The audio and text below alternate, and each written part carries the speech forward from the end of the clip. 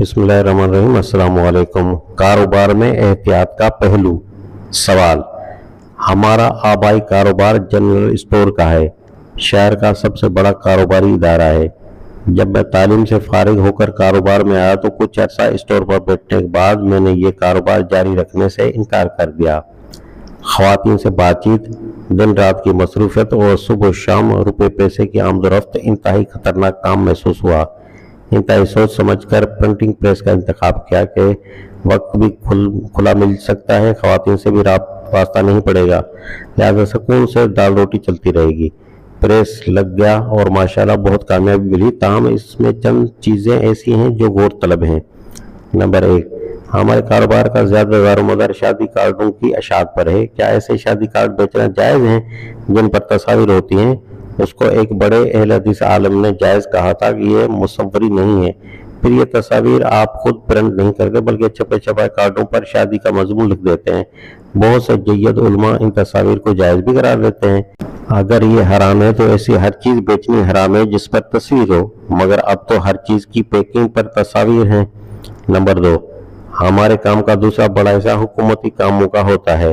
کیا کسی ایسی حکومت کے کسی ادارے کا کام کیا جا سکتا ہے جو اللہ کی نافرمانی پر قائم ہو، مثلا محکمہ اوقاف وغیرہ؟ نمبر 3، ہمارے کاروبار کا تیسرا بڑا حصہ پوسٹرز کی طباعت پر مبنی ہے۔ ہماری کوشش ہوتی ہے کہ ایسے پوسٹر نہ شائع کیے جائیں جن پر شرکیات جملے فرقہ پرستوں کی دعوت، نیز فیملی پوسٹر اور میوزک سینٹر کے اشتہارات دیگر چھاپ دیتے ہیں۔ نمبر 4، ہمارے علاقے میں اصلاح ثواب کے لیے منعقدہ محافل، مثلا کل خوانی، رسم چہلم کے کارڈ، اس میں کوئی شرک یا کلمہ نہیں ہوتا، چھاپتے ہیں۔ البتہ ہم ایسے دعوت نامے بھی احتیاطاً شائع نہیں کرتے جن کے بارے میں گمان ہو کہ یہاں خلاف شریعت بات ہوگی۔ یہ بھی کہا جاتا ہے کہ ہمارے ہاں شائع کردہ کارڈوں اور پوسٹروں وغیرہ کے تحت ہونے والی محفلوں اور تقریبات میں جو خلاف شریعت کام ہوں گے ان کے ہم بھی ذمہ دار ہوں گے۔ کیا یہ صحیح ہے؟ کیا ہماری کمائی جائز ہے؟ ان حالات میں کیا کیا جائے؟ جواب: پروفیسر ڈاکٹر انیس احمد۔ تجارت اور بالخصوص ایسی تجارت جس میں شعوری طور پر آپ نے محنت کے ساتھ حلال رزق کے حصول کے لیے کسی شعبے کا انتخاب کیا ہو، لائق تحسین ہے، بلکہ اگر اس انتخاب میں کم تر برائی کا قاعدہ بھی پیش نظر ہو، جب بھی اس کا اختیار کرنا شریعت کے اصولوں کی پیروی میں شمار کیا جائے گا۔ آپ نے آخر میں جو سوالات اٹھائے ہیں ان میں سے جن کا تعلق کمائی کی حیثیت اور اس کے استعمال سے ہے، ان کا جواب مندرجہ بالا اصول سے خود بخود سامنے آ جاتا ہے۔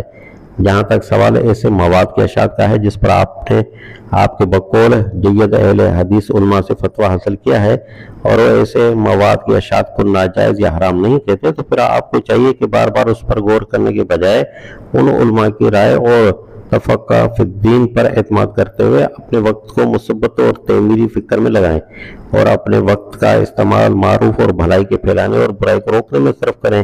ایسے مواد کی اشاعت جس میں ایسی تقریبات کی دعوت ہو جو آپ کے نقطہ نظر سے مناسب نہیں ہے، لیکن بعض مخلص اور دینی علم رکھنے والے افراد کی تعبیر آپ سے مختلف ہے اور اسے جائز سمجھتے ہیں، تو ایسے تمام معاملات کو بظاہر مشتبہ سمجھا جائے گا۔ حدیث میں ایسے مشتبہ معاملات سے جہاں تک ممکن ہو بچنے کی تعلیم دی گئی ہے۔ مشاعرہ ہو یا دنگل یا محفل نعت اور سیرت پاک صلی اللہ علیہ وسلم کا جلسہ، ان میں بظاہر کسی شریعت کے اصول کی تردید نہیں ہوتی۔ نبی کریم صلی اللہ علیہ وسلم نے خود کشتی میں حصہ لیا ہے اور سنت کی بنا پر اس کا جواز موجود ہے۔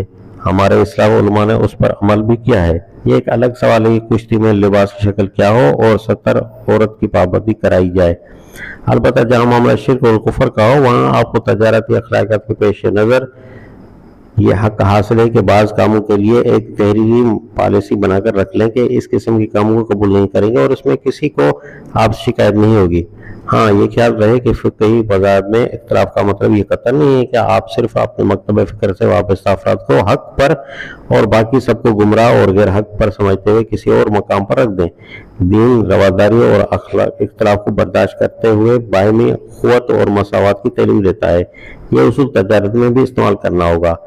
اس گمان کی بنا پر کہ کسی محفل میں لازماً خلاف شریعت بات کہی جائے گی، محفل کا دعوت نامہ چھاپنے سے انکار کرنا ایسا ہی ہے کہ وزیر آباد کے کاریگر چاقو بنانا اس لیے بند کر دیں کہ بعض عاقبت نااندیش اور گمراہ حضرات چاقو کو قتل کے لیے استعمال کرتے ہیں۔